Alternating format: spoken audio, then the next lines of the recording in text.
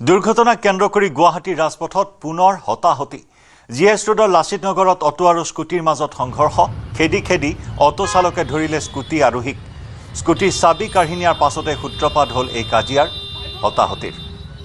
এয়া প্ৰত্যক্ষদৰ্শী মোবাইলত বন্দী হোৱা কিছু দৃশ্য।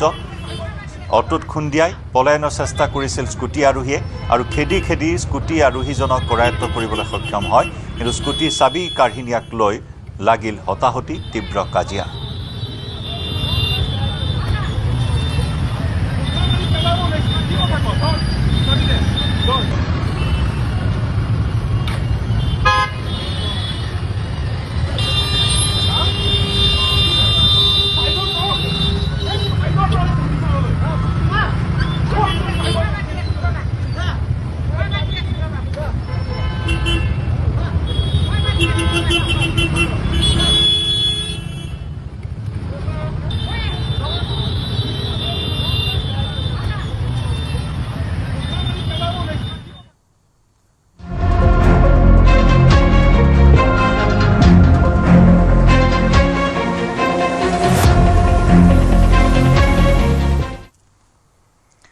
বৰপেটাত বাংলাভাষী সংগঠনৰ নেতাৰ চূড়ান্ত অসম বিদ্বেষী মন্তব্য।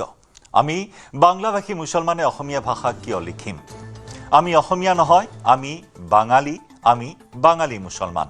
অসমীয়া বুলি কোনো জনগোষ্ঠী নাই, অসমীয়া বুলি কোনো জাতি নাই। কামৰূপ মানে বাংলাদেশ। বংগৰ মাটিত অসমখন হৈছে 1912 চনত। 1925 চনৰ আগত অসমীয়া বুলি ভাষা নাছিল। অসমীয়া ভাষা এটা তৈয়াৰ কৰা ভাষা। অহা 100 বছৰত অসমীয়া ভাষা নাইকিয়া হৈ যাব পাৰে। অসমীয়া ভাষা নাই, বাঙালীক অসমীয়া বনাব খোজে। মুখ্যমন্ত্ৰীৰ কথাৰ কোনো ভেলু নাই, তেওঁ বুদ্ধিজীৱী নহয়। পুনৰ অসমীয়াক সংখ্যালঘু কৰাৰ হুংকাৰ দিলে বাংলাভাষী সংগঠনৰ নেতাই। এইবাৰ বৰপেটাৰ দেৱান হাছানক পুনৰ জনাইছোঁ, এইবাৰ বৰপেটাৰ দেৱান এছাহাক আলীৰ চৰম অসম তথা অসমীয়া বিদ্বেষী মন্তব্য।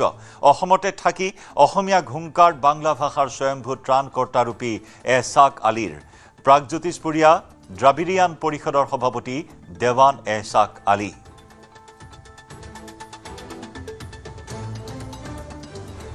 আমি মিয়া নহয়, বাঙালী মুছলমান, গতিকে আমি ঘৰত বাংলা ভাষাই কওঁ। গতিকে আমাকে লিখিবলৈ কৈছে, আমি বাংলা ভাষাই লিখিম, অসুবিধা নহয়। আমি বাঙালী, আমি অসমীয়া ভাষী নহয়, অসমীয়া জাতিও নহয়। আমি বাঙালী জাতি, বাঙালী মুছলমান সম্প্ৰদায়, আমাৰ নেশ্যন ইণ্ডিয়ান, এটোৱে আমাৰ।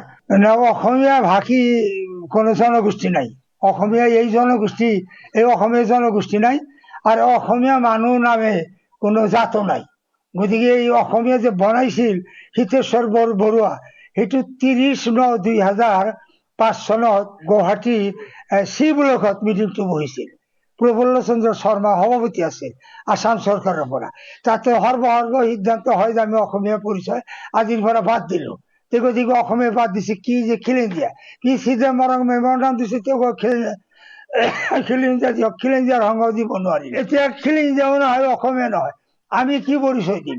আমিতো প্ৰতিষ্ঠিত ভাষা, আমাৰ ভাষাৰ নাম বাঙালী। যিটো অঞ্চলত আমি আছো, নেপাল, ভূটান, কামৰূপ, তাৰপিছত কামৰূপ মানে বাংলাদেশ, আসাম, মেঘালয়, ত্ৰিপুৰা আৰু বাংলাদেশ, ৱেষ্ট বেংগল, গৌড়, এই অঞ্চলটো আমাৰ বংগ। আমি ইণ্ডিয়ান পিপুলো নহয়, আমি অন্য আৰবিয়ান পিপুলো নহয়। আমাৰ ভূমি, আমাৰ দেশ, আমাৰ দেশত যিমান মানুহ আহিছে, অসমীয়া যিবিলাকে কয় আমাৰ দেশত আহিছে, তেওঁলোকৰ ভাষা আমি ক'ব লাগে, তেওঁলোকৰ জাতি বচাব লাগে। এইটোতো অসাংবিধানিক কথা, এইটো নোৱাৰি নহয়। এইটো আমাৰ মাৰ ভাষা বাংলা, আমি বাংলা লিখিম।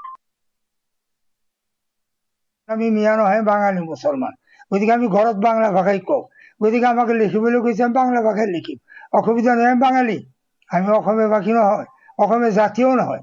আমি বাঙালী জাতি, বাঙালী মুছলমান সম্প্ৰদায়, আমাৰ নেশ্যন ইণ্ডিয়ান, এটোৱে আমাৰ। অসমীয়া ভাষী কোনো জনগোষ্ঠী নাই। অসমীয়া এই জনগোষ্ঠী, এই অসমীয়া জনগোষ্ঠী নাই। আৰু অসমীয়া মানুহ নামে কোনো জাতো নাই। গতিকে এই অসমীয়া যে বনাইছিল হিতেশ্বৰ বৰুৱা, সেইটো 30/9/2005 চনত গুৱাহাটী চি ব্লকত মিটিংটো বহিছিল।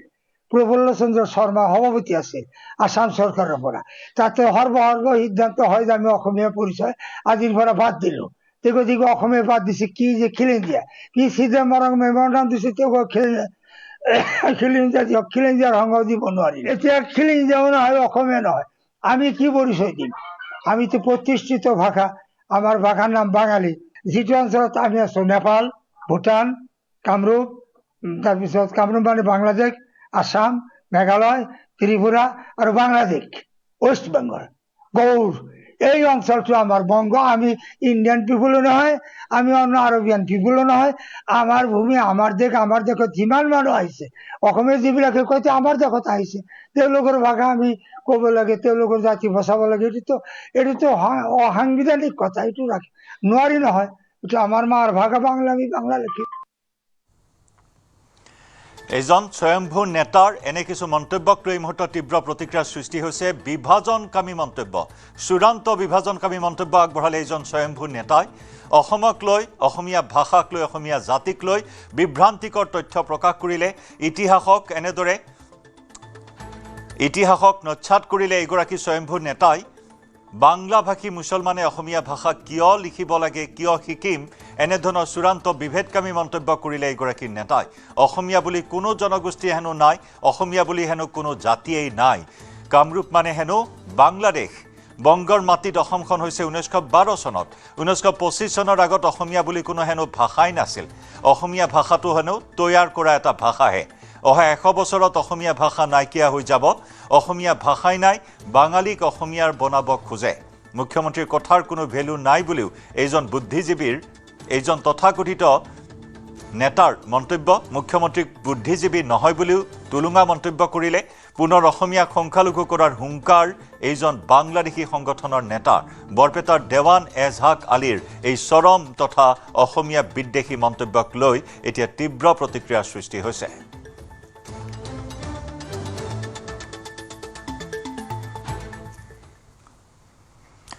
বানপানী উভয় নদী, কিন্তু গুৱাহাটীত নাই খোৱা পানী। এটুপি খোৱা পানীৰ বাবে আজিও হাহাকাৰ গুৱাহাটীৰ বহু অঞ্চলত।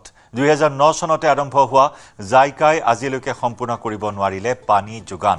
হাতত গেলন বাল্টি লৈ বাটকুৰি বাই পানী নিবলৈ আহিছে গুৱাহাটীৰ পূব নৰকাসুৰৰ বাসিন্দাই।